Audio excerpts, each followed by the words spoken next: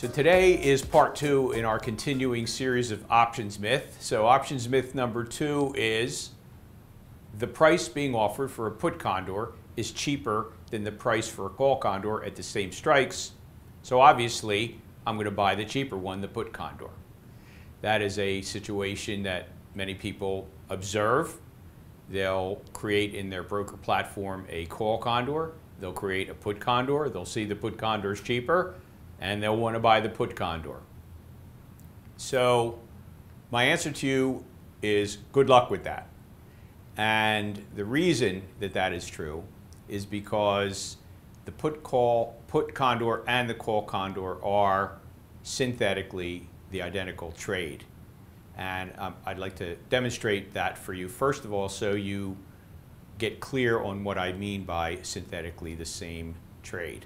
So let's take a look at an example here. This is a call condor in the NDX.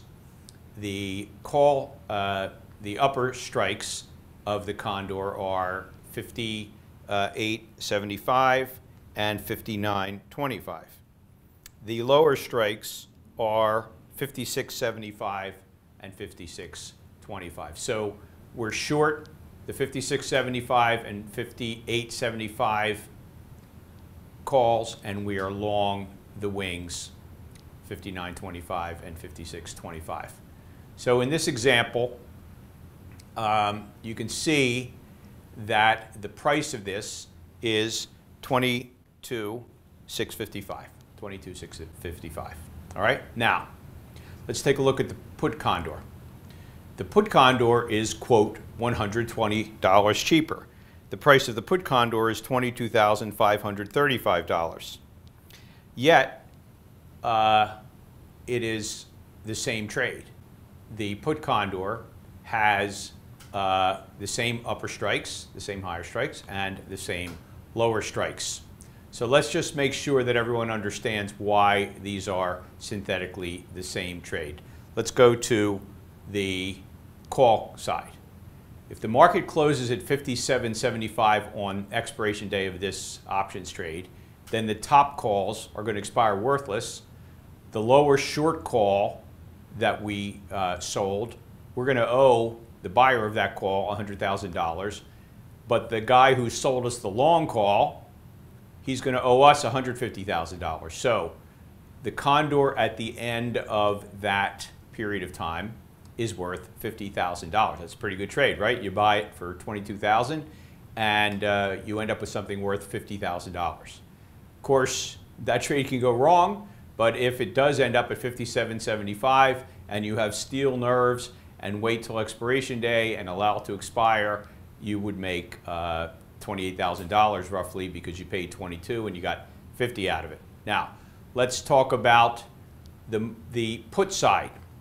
If the market closes at 57.75 on expiration day, the bottom puts in this case are the ones that expire worthless. They're not worth anything because they're way below the market. All right. The top short put, we owe the guy who we bought that from $100,000.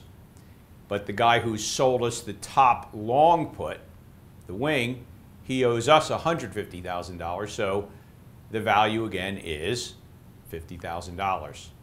And so on expiration day, the exact same strikes, whether they're in the call condor or the put condor, as long as they're structured exactly the same, with the short strikes on the short strikes and the long strikes on the long strikes. And if the market closes 57.75 and we bought both the put and the call condor on the same day, we would make $50,000 on both of them. Well, we would make $28,000 on both of them because we would have paid about $22,000 on them. So if you understand clearly, if you want to go back and listen again, you could do that. But if you understand clearly by now, you'll understand that they are literally precisely the same trade. They will be settled precisely the same way.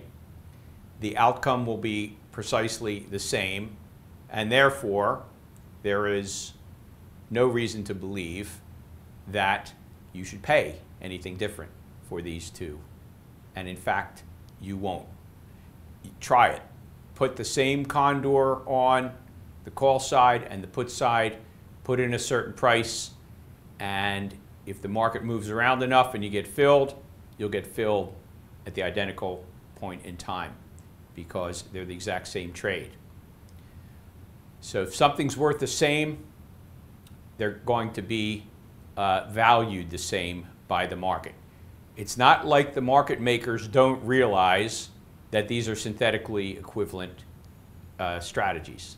They do realize it. They're not dumb, and they're not going to charge one price for one and one for the other. So if we go back, we can see that while the prices appear to be different, they would not fill at different prices. They're going to fill at the identical price. And so one appears to be cheaper than the other, but it's not. It may be quoting cheaper, the mid may be cheaper, but you will not get it any cheaper than you will get the call Condor. That is a certainty. So you don't select one or the other because it's going to be cheaper, because in fact it will not be cheaper at the end of the day. You'd simply have to select the one that's most appropriate for the structure that you're trying to build, not the one that appears cheaper, but in fact will not actually sell to you cheaper. So if you're trying to buy a put Condor or a call Condor, you're going to get filled at the same price. So don't waste your time comparing all the synthetic equivalents in terms of trying to get the cheaper one. It's not going to work. Now there is a value, to a great value actually, in looking at the synthetic equivalent pricing so that you can understand where you might fill and so you don't end up overpaying for something. That's worth doing, and that's a whole discussion for another day. But in terms of choosing one over the other because one is quoting cheaper, it's not real. It may be quoting that way, and by that I mean the mid may be the same, but the trades are not going to fill at different prices. They're going to fill at exactly the same price because they're exactly economically the same trade. It's much better for you to focus on lots of other things. There's plenty of other things to worry about in options trading besides trying to get an illusory better price, which you're not going to get. So focus on sensible issues. Don't waste your time on issues that make no sense economically in the marketplace. Market makers are very smart people, and they are not going to sell you the exact same product cheaper as long as they're economically the same outcome. They will not do that. Don't expect it. Don't waste your time. Thanks very much, and we'll see you next week for Options Myth number 3. Came to New York for a few different reasons. I've been to a lot of Andrew's webinars, talked to him a few times on Skype, and the guy, really knows what he's doing. I wanted to finally put a face to a name and wanted to come out here and be part of the class and be part of the S&B culture for a week. I came to the course because I've already been trading net zero for a few months, and I wanted to understand it properly and really get into depth as to how it works. This is a trade that works for me. I have had problems. I over-adjust. I typically over-adjust. It's been the bane of my 5-year options trading career. So finding this trade where it's a no adjustment, you put it on, you've got your nice tight playground that you try to stay in, and when you hit either limit, either on the low side or the high side, you just take it off and put the next trade on. Andrew is an excellent resource, an expert on, first of all, back testing, and I learned a lot from him about back testing, and how thoroughly he has back tested this strategy made me very confident about using this strategy for my use. And this is my first really income-based options trading that I am formally learning, and I enjoy the fact that he has back-tested it so thoroughly that you can feel confident about it. Takeaway from the course is really understanding the key edge to the system. That there really is an edge. It's not something that was just invented. It really exists, that you can trade off it. And I really fundamentally understand now why it works, and I can go back test it myself.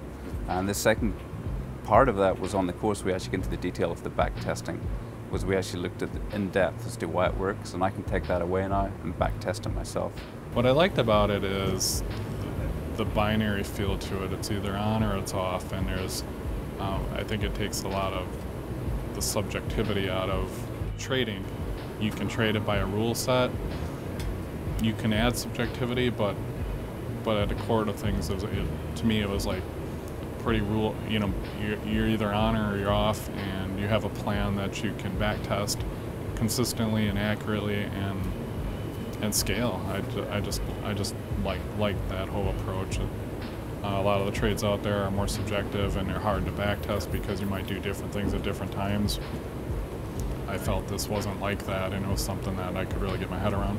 The environment here was very pleasant and nice, and we had a chance to meet some of the other experts and meet with the partner of the company and the chief of the options desk, and learned a lot from talking to them, and I think overall this is a very rewarding experience.